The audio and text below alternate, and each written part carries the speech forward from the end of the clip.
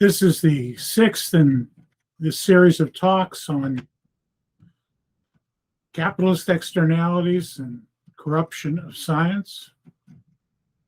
This is a talk on the bad acts of Johnson & Johnson and other talc manufacturing companies and the Cosmetics Association, who engaged in a 50-year cover-up of the fact that cosmetic talcs contained asbestos and could kill.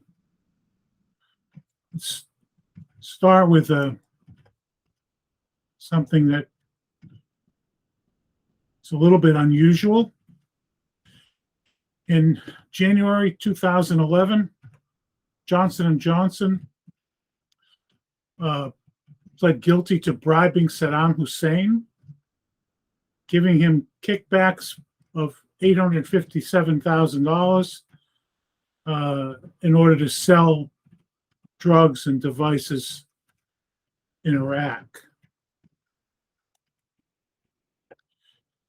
I've gone over this one before, but just a quick reframe. In 1972, Lewin, who was contracted with the FDA, by the FDA to test for asbestos in talcs, submitted a final report where more than 30 of the talcs were found to have asbestos. The companies complained.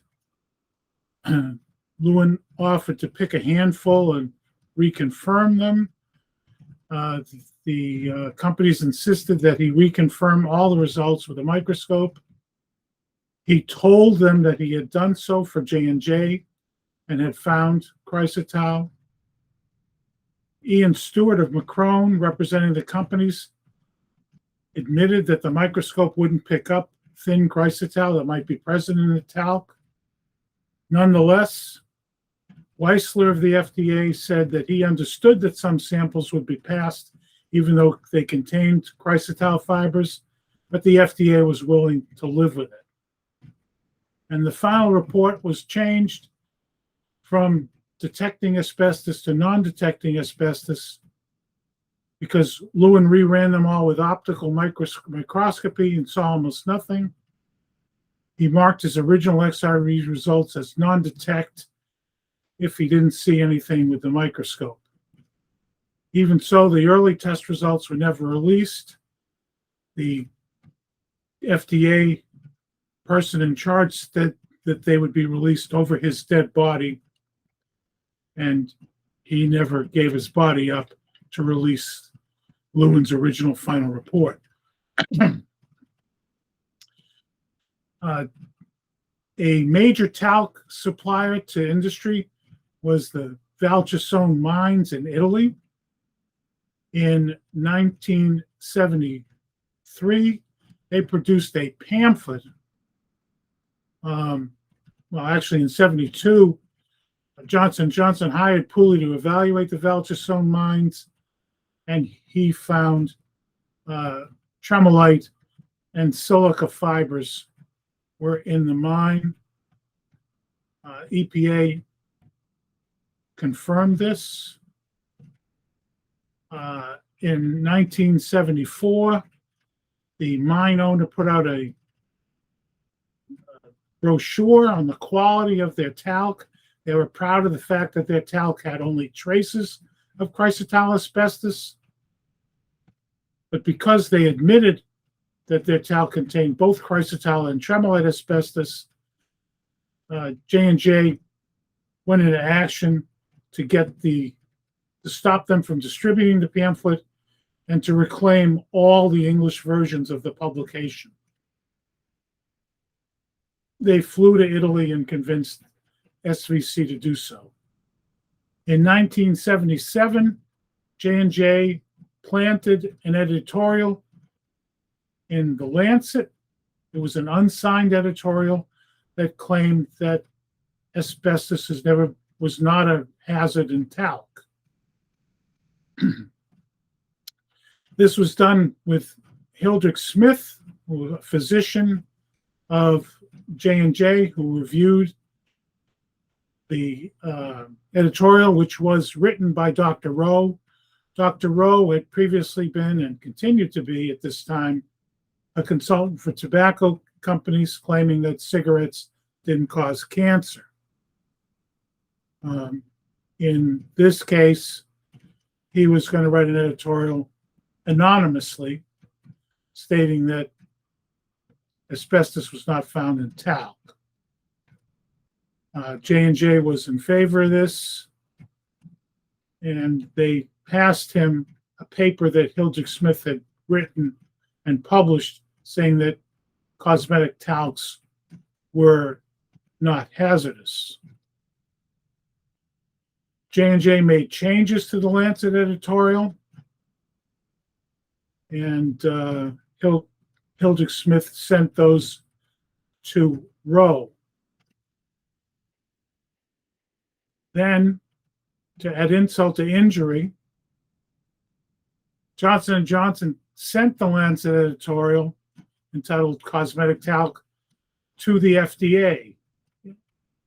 The FDA person in charge of talc, John Wenninger, incorporated quotes from the seeded Lancet paper into FDA's policy paper, wherein they concluded that they didn't need to regulate cosmetic talc. This is a quote from the paper that was included directly in the FDA policy document.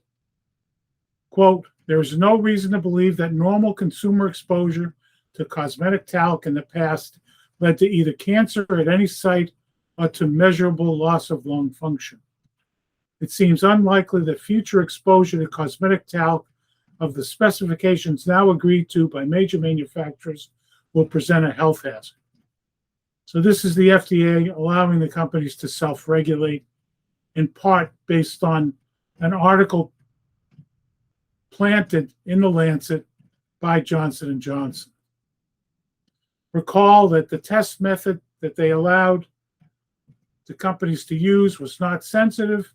It couldn't detect asbestos at less than 0.5%, and it did not test for chrysotile at all. Of course, and the companies told the FDA and published in their own newsletter that they didn't need to test for chrysotile because they asserted it had never been found in any cosmetic talc. That was the Cosmetic Toiletry and Fragrance Association, CTFA, repeated that misleading information to the FDA in March of 1976, attaching a variety of letters to the cover letter that you see here, asserting that there was no asbestos, particularly no chrysotile asbestos, in any talc product. J&J specifically said that their tests since 1973 had found any chrysotile or asbestiform amphiboles. They did not give them pre-73 test results, which had at this time found chrysotile. For example, this test done by Hutchinson, paid for by J&J, with beautiful pictures of chrysotile fibers that he'd found in Shower to Shower, Johnson & Johnson's talc product, one of Johnson & Johnson's talc products.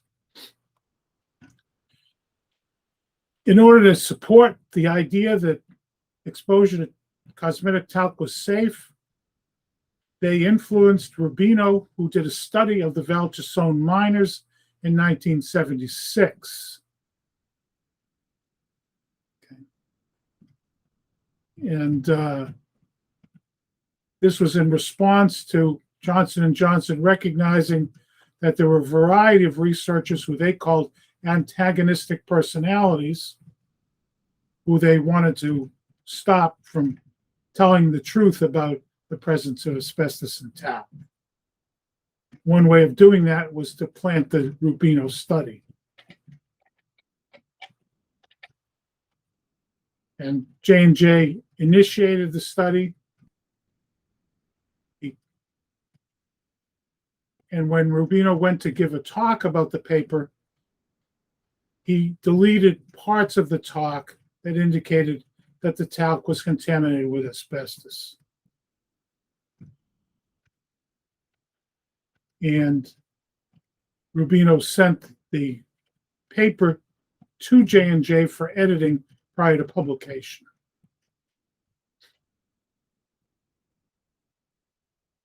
J&J took out parts of the paper that indicated that there was asbestos in the rock formation where the talc was mined. In 1975, Langer and Pooley had been a consultant to J&J. Langer was independent, wanted to present, and submitted a paper showing that there was asbestos in many cosmetic talcs, including J&J cosmetic talc sold in the UK. Pooley and Langer were interfered with by J&J. J&J contacted them, noting that Langer had found anthophyllite and tremolite in Johnson's baby powder. Pooley told him about this because confidentially, so that J&J could warn the UK companies and prepare to refute the data. Again, noting that Langer had found chrysotile asbestos in the talc. This is before J&J told the FDA that after 1973, there had never been chrysotile found in the asbestos. Never been found chrysotile asbestos found in talc. J&J met with Pooley, who said this presentation had already been printed for the conference. J&J convinced Pooley to retract the packet. So the packet had already been distributed, and Jane Peterson of J&J succeeded in persuading Pooley of the need to arrange for immediate removal of the hostile preprint from the conference packet while they contested the results. On the day before the scheduled talk, Pooley convinced Mount Sinai to withdraw the paper completely, and it was not presented in Edinburgh. Langer later described the retraction in a letter to the president of Mount Sinai, where he worked, stating that the paper was withdrawn by Pooley 2 days prior to the conference. The reasons for Pooley's withdrawal of this paper are many, and I shall be happy to discuss them with you in private. But he did note that Pooley was subjected to personal and professional pressures and industry harassment. We respected Pooley's wishes at the time of the conference and allowed him to withdraw the paper, indicating that there was asbestos in many cosmetic talcs sold in the United States and in England. And this is an indication about how Johnson & Johnson took credit for holding back the results. We have a draft of the Pooley and Langer manuscript that was retracted. Okay, and that draft indicates that asbestos was found in British and American consumer talcs. This is a summary from the draft that was withdrawn. 27 representative samples of raw talc imported into Great Britain and 18 samples of British consumer talc were analyzed in order to determine the mineralogic and chemical composition. Tremolite and anthophyllite were found in 16% of all samples in amounts ranging up to 30%. A serpentine phase, possibly chrysotile, was found in at least 2 samples. This is prior to the FDA being told by J&J that there was not any chrysotile found in any samples after 1973. And by the way, the British talcs were made from the Valchesone mine and other mines that were used in U.S. products, including for a time J&J products. Using this technique, 3 samples of talc were found to contain tremolite fibers, and this is in the raw talc, and 2 of these tremolite was not detected by other means. None of the samples were found to contain chrysotile asbestos, although in several samples, fibers similar in morphology to chrysotile were observed. When analyzed, they were found to have a chemistry comparable to sepiolite. Other tests show that some of the samples contained chrysotile.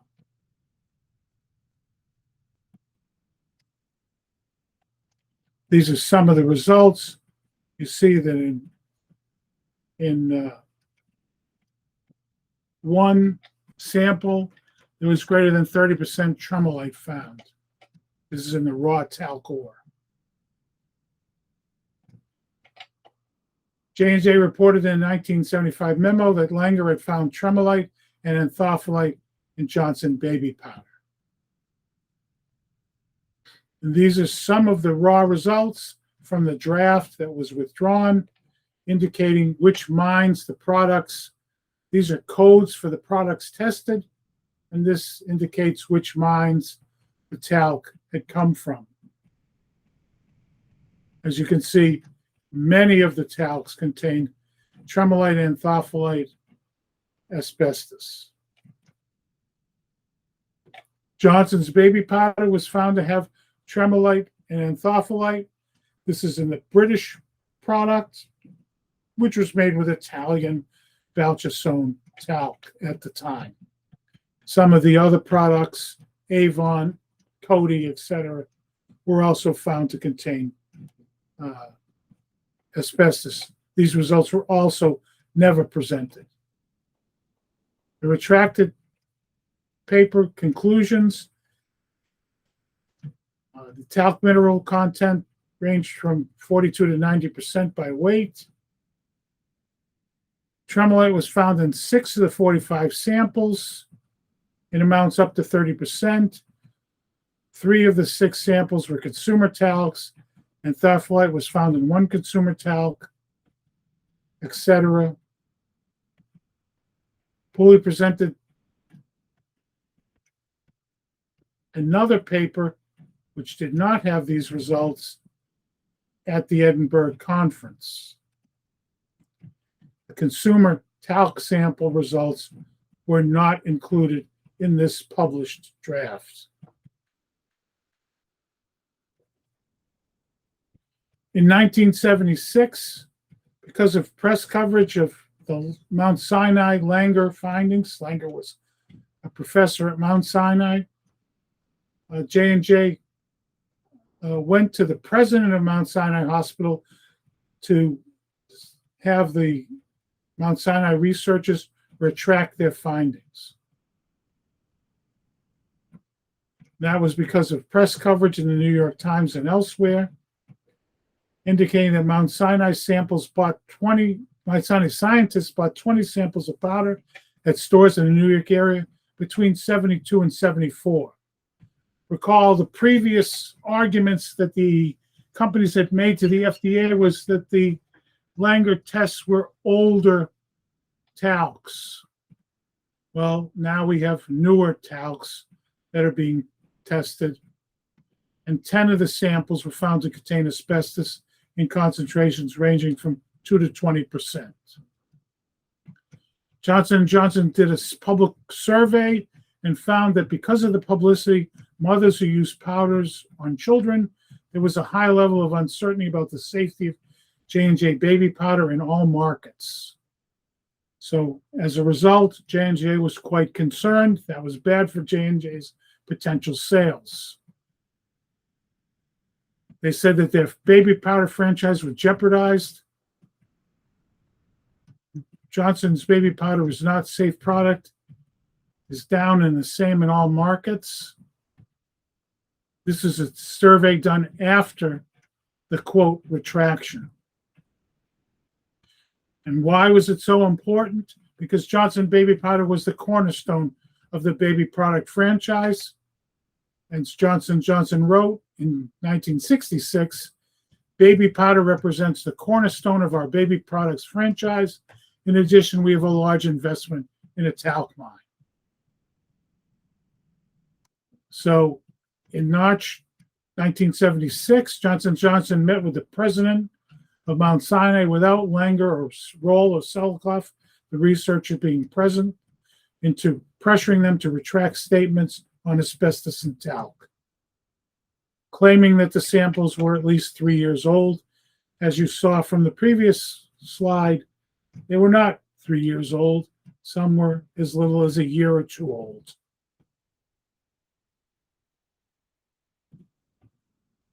Johnson & Johnson also used the Edinburgh retraction to pressure Mount Sinai without mentioning their role in the retraction.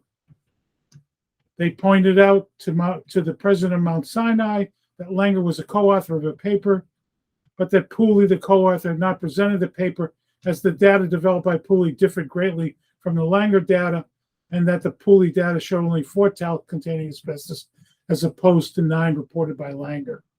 Of course, that's not why it was withdrawn. It was withdrawn because of harassment and pressure on Pooley by J&J. Of course, they didn't mention that when they met with the president of Mount Sinai.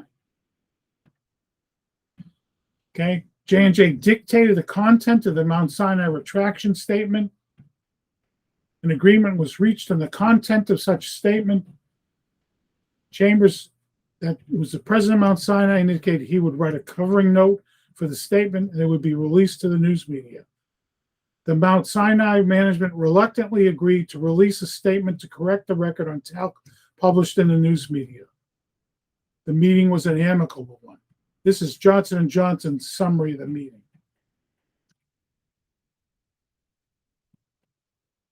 Now, recall they claimed that the results were from old talc, but they found out at the meetings with the president of Mount Sinai that Langer had just started studying samples taken in 1976. Mount Sinai wanted to include that information, but Johnson & Johnson lobbied and successfully lobbied that the new results not be included so they'd have a chance to challenge them. This is the statement Chambers issued, or parts of the statement. Mount Sinai Medical Center wishes to correct certain confusions which the reporting of these data may have generated. Any implication in the news story that most of the talcum powders currently on the market contains asbestos is not borne out by the most recent data from the FDA, although continuing surveillance is indicated. 2, although the news media specifically emphasized the dangers of talcum powder advertised for babies, the only baby powder tested was reported to show asbestos represents less than 1% of the market, and that sample was 5 years old. The commonly used baby talc has been consistently free of asbestos. That would be, of course, J&J's product. Is the opinion of Mount Sinai's Department of Pediatrics, that's not the department that did the testing, that baby powder is a useful and safe product. Of course, these first 2 statements were not true, and Mount Sinai's researchers disputed the third. In fact, when the retraction was put out by Mount Sinai, Selkoff was interviewed and took exception to the statement issued by the pediatrics department. He said, "I think they will live to regret the statement that baby powder was safe." Chambers said the hospital decided to make the statement because J&J, which manufactures 60% of all the talcum powder in the country, protested to us about the Mount Sinai first report. And of course, recall Mount Sinai found asbestos in J&J baby powder, which was 60% of the market. So the statement Chambers made was not true. In addition, in 1976, Mount Sinai reported asbestos in consumer talcs at a meeting with the FDA. And these were the recent samples taken in 76, not old samples. Rose stated in a CBS interview that talc was unsafe despite Chambers' statement and suggested that, cornstarch be used as a safer substitute, which of course was known the whole time. Salikoff acknowledged that the cosmetic industry had gone ahead and quietly improved the talc, but there's a huge chink in their armor. They were dusting people with asbestos all these years before, so what was put in the lungs is still there. I certainly wouldn't want to be dusted with any asbestos. There is no safe level of asbestos known. So the retraction was kind of retracted by the actual researchers. The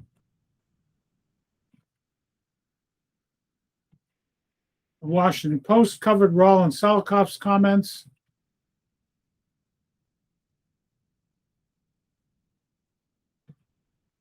New York Post covered the comments, putting in Salikoff's rebuttal of the retraction. Hodes, the chairman of the Sinai Pediatrics, complained to J&J about Salikoff's comments. So Hodes was on the board of directors of a consulting unit for J&J.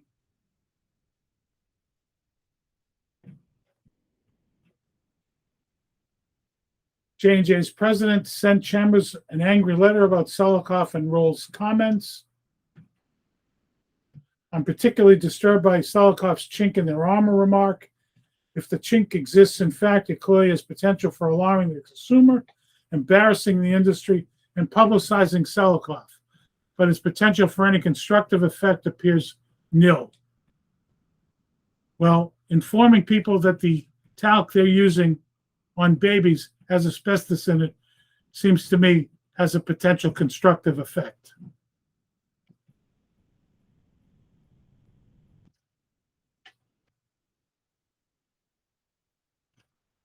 Okay, Langer expressed his disgust about the industry's response, acknowledged in his FDA meeting in 1976. Dr. Langer was somewhat disgusted by the talc industry's attitude. This is FDA minutes of the meeting. He said the results of his work had been known to the industry for several years, but nothing was done until the analytic results became public. Now, when Langer went to publish the results of the Edinburgh presentation, which was withdrawn, that the draft of the paper was leaked to Estrin at CTFA by the editor of the journal where it was going to be published. And CTFA was allowed to submit comments to the editor of the journal. They were told that the paper was going to be rejected. Other industry consultants were also reviewers of the Langer paper, McCrone and Pooley. These are the sections that were deleted from the paper by J&J or its agent CTFA. Quote, some of the products were sufficiently contaminated as to almost permit their categorizations as industrial grade talc. That's contaminated with asbestos. Appropriate governmental agencies ensure that formation for cosmetic grade talc be uniformly followed. That was a recommendation. That recommendation was taken out. Appropriate analytic protocol be established to ensure product control. Deleted. Grossly contaminated consumer talcums currently available for sale be withdrawn from the marketplace. Deleted. Appropriate surveillance ensure such formulations are not inadvertently reintroduced. Deleted.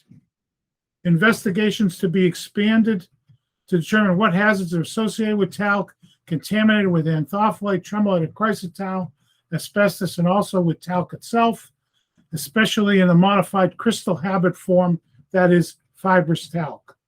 Deleted. J&J then needed to produce justification for some of the comments it was making in its marketing, that talc might be useful as a medication. And so they went to Holmesburg Prison and engaged the services of Dr. Kligman, who used prisoners as experimental subjects without informed consent. And they funded 2 or 3 experiments on talc in the prisoners, who were almost all African American. Okay, first was J&J tested toxicity of talc on open wounds. In order to make the wound, they treated the prisoners with cantharidin, cantharidin, which comes from beetles but produces a mustard gas-like effect, causing big blisters on the skin. And what they did was they took the top of the blister off. In each of the 11 volunteers, 2 blisters were formed. The blister roof was cut off, one site dusted 3 times daily with the buffered talc and the other with non-buffered talc.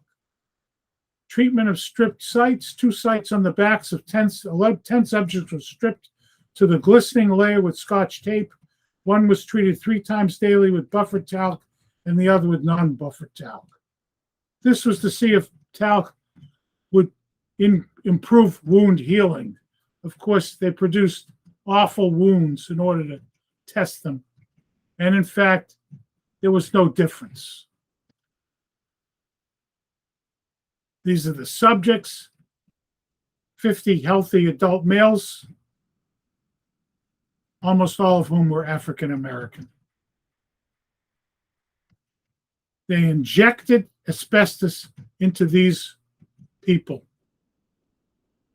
to determine which asbestos form versus talc was the most irritating to the skin.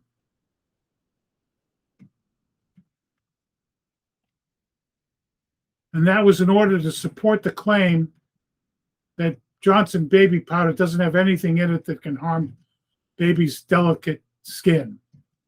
So here you see they used Kligman's studies to support this claim.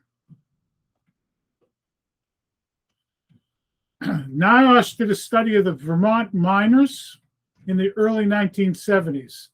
Now, those mines had only been open for less than 10 years.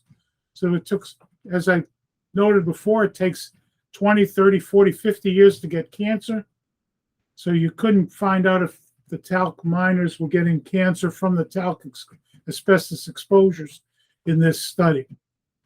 Nonetheless, J&J influenced the Harvard NIOSH study.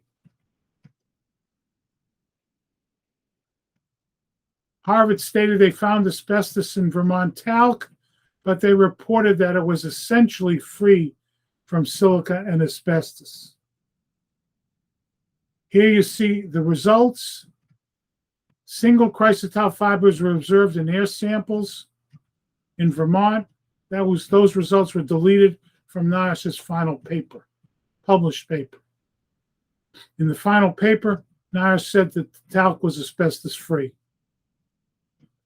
These are some of the results, finding asbestos in the Argonaut ore body that J&J had that they did not give to NIOSH.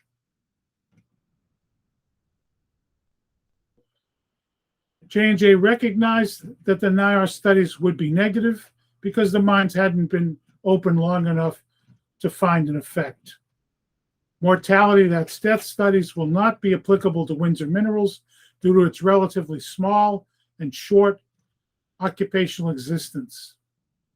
The other companies will probably show no increased tumor mortality, but will indicate increased respiratory-related mortality. So they recognized that the talc itself was going to cause talcosis, but that their own workers hadn't worked with this material long enough to develop talcosis.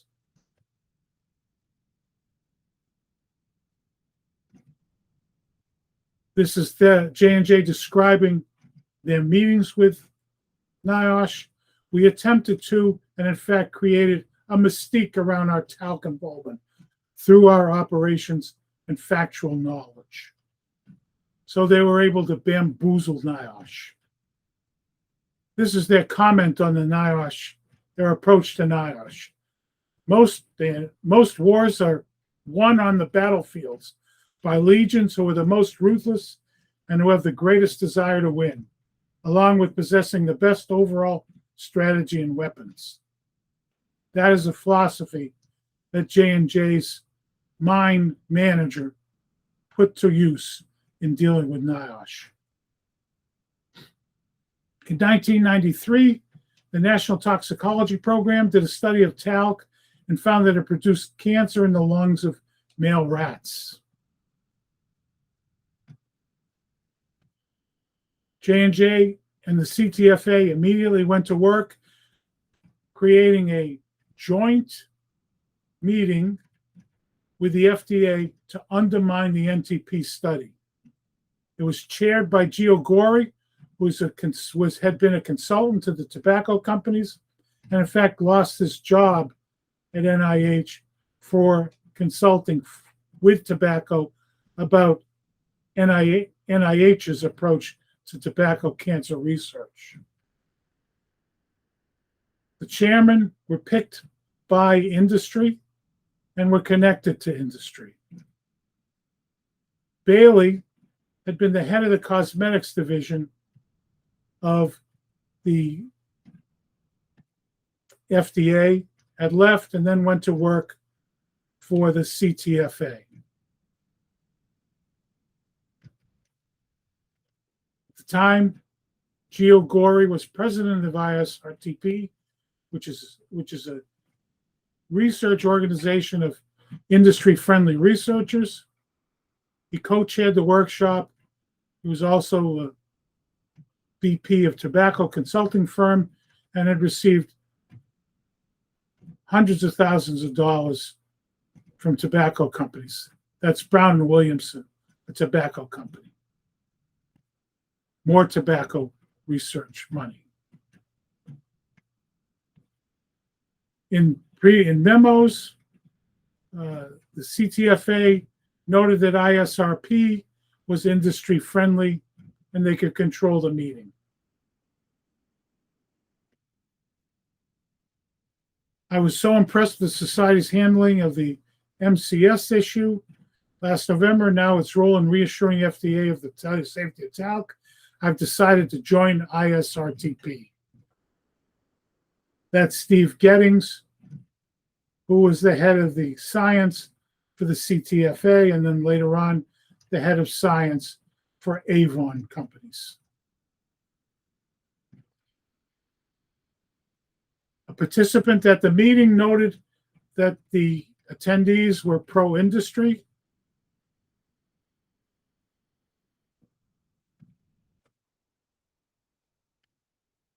J&J and CTFA paid ISRTP for the meeting.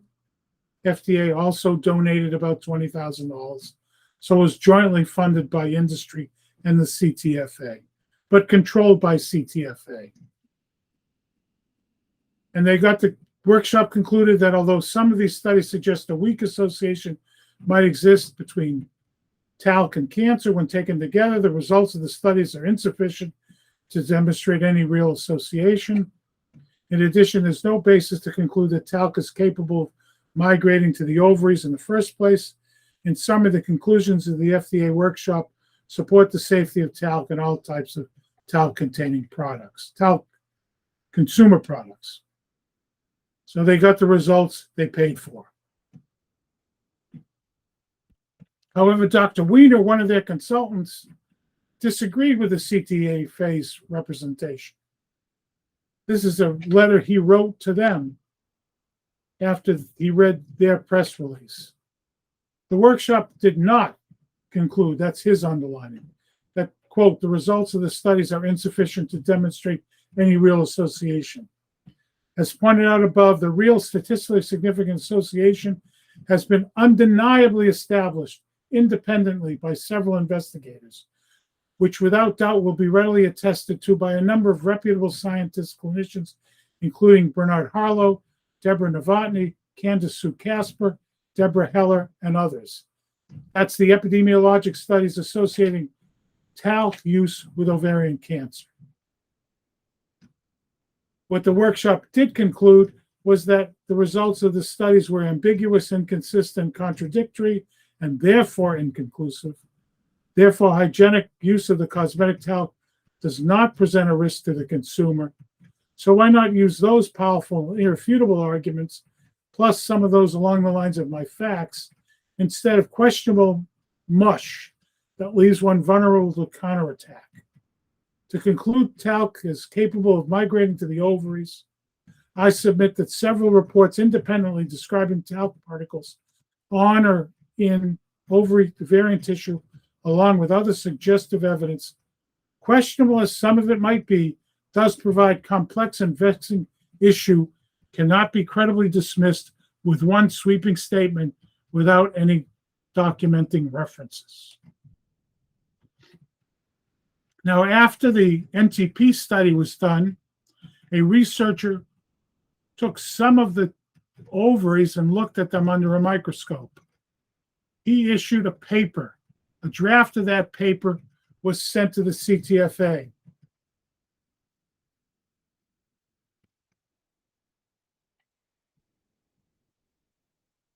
Noting that were birefringent crystals in the ovaries. Borman's the person from NIH who did the report. His report called them fibers. Gettings and J&J together told Borman to change the word talc fibers to talc particles several times, and he did so.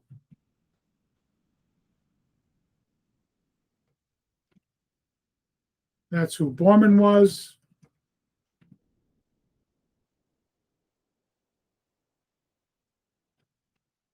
This is the minutes of the NIH talc meeting that discussed Borman and other research. And this is J&J editing Borman's paper. It was noted there may be a dose-response relationship with a minimum amount of talc fibers needed for cancer to occur. It was noted that in high doses, talc can cause fibrosis. This is the final minutes. Borman finds birefringent crystals. Doesn't mean that he found talc. This is Borman came through with a promised report. Although he said that he found material consistent with talc fibers.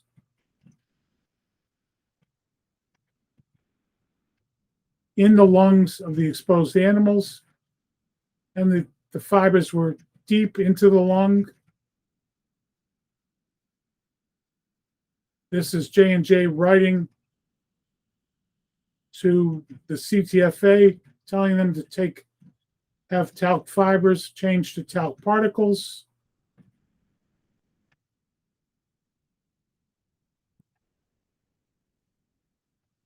Gettings writes to Borman, our industry is concerned about the perpetuation of the term talc fibers.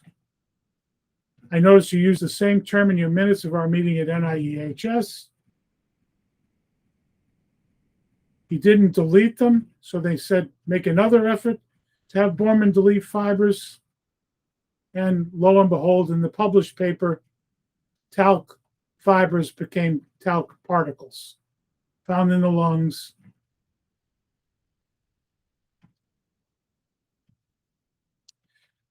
Another example of using consultants. This is a memo from IMRIS describing R.J. Lee was the main consultant used by J&J. J&J and Diane Scala does not believe a word we say. That's IMRIS. In the case of the USP rewrite, that's the pharmacopoeia methods for determining if asbestos is talc. We need to make clear to J&J that R.J. Lee is not the type of organization we have comfort with on a fundamental ethical basis. and that their association with R.T. Vanderbilt in the scientific and legal sphere renders them incapable of doing anything but damage the reputation of talc in the public trust. That was R.J. Lee was and remains the main consultant J&J uses to determine if there's asbestos in talc. This is another IMRIS memo complaining about R.J. Lee.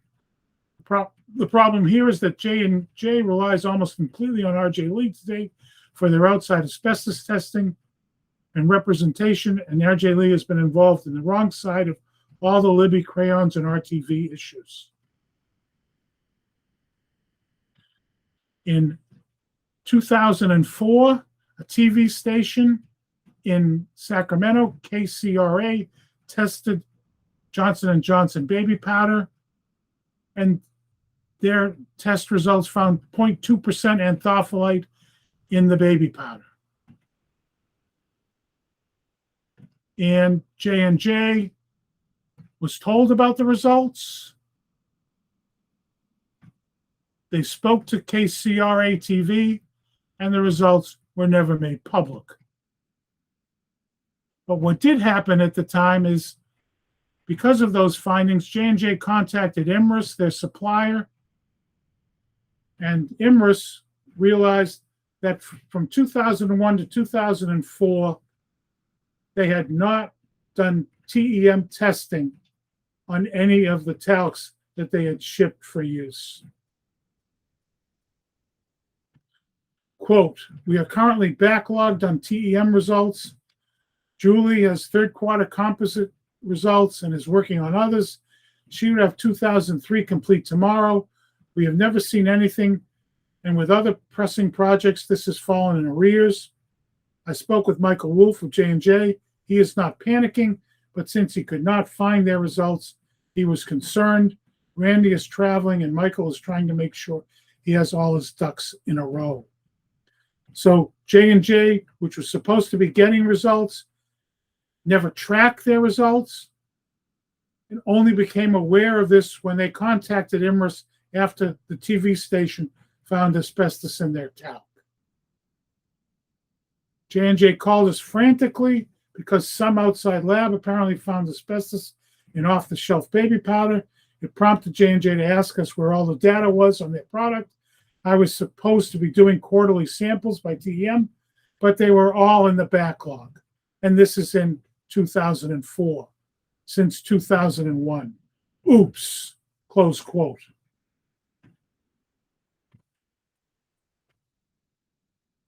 Right now, keep this between the two of us until we think this through. I've maybe some bad news. I've completed all the grids for all the J&J samples. This is after 2004 when they're trying to go back. Turns out that 4 of the 10 samples contain one structure each. When all 10 fields were analyzed, this, in addition to the one we initially found, reanalyzed and recorded as non-detect. So in other words, they found asbestos in samples that they had previously recorded as non-detect. Here's some examples of the asbestos in J&J samples.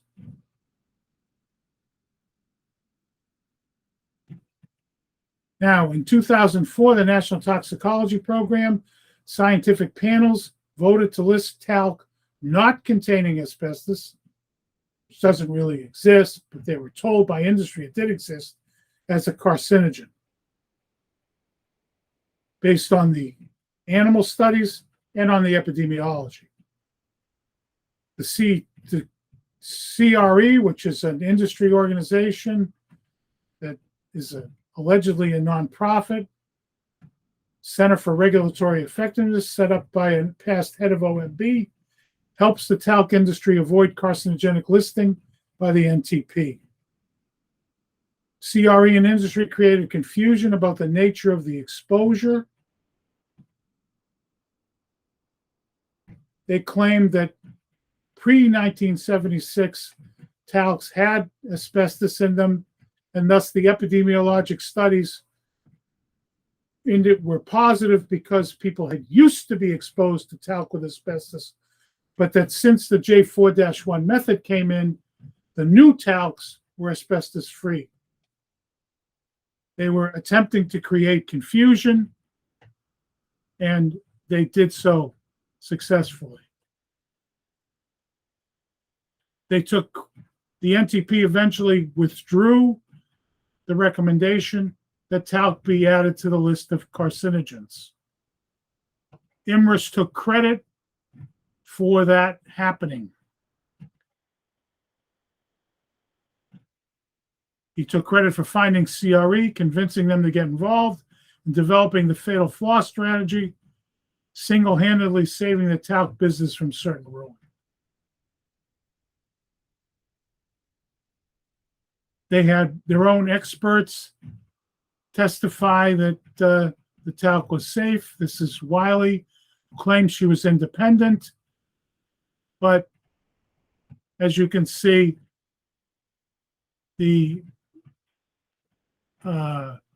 CTFA took credit for Ann Wiley's presence and testimony. The industry used the fatal flaw argument to misrepresent to the NTP the asbestos content of the talc. They conceded that the asbestos was in talc before 1976. They also discussed threatening the entire NIH budget. Here's a letter from the head of OMB's Office of Information Regulatory Affairs to the director of NIH. Note the stern tone of OMB's concerns about NTP. CRE wrote OMB to try to get the talc not placed on the cancer list. Keep in mind that the director of NIH has an annual budget of $28 billion. NIEHS, which administers the NTP program, has a budget of $650 million.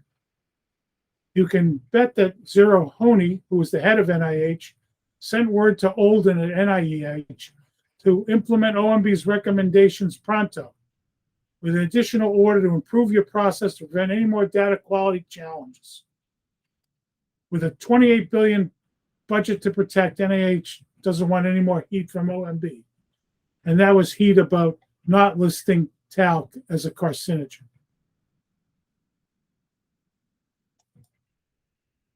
This is the fatal flaw argument. There used to be asbestos in cosmetic talc. Asbestos does travel to the ovary after inhalation. Asbestos does cause ovarian cancer in women, asbestos workers. This is all things that the CTFA wrote to NTP. But talc has been asbestos-free since 1976. They knew that wasn't true. Therefore, all epidemiologic studies of women include women who had been exposed to pre-76 asbestos, contaminated with asbestos, and therefore the ovarian cancer increased rates are due to asbestos in pre-76 talc. So this is an old problem, and that's a fatal flaw in the epidemiology because it's based on a time period when we all agree the talc had asbestos in it.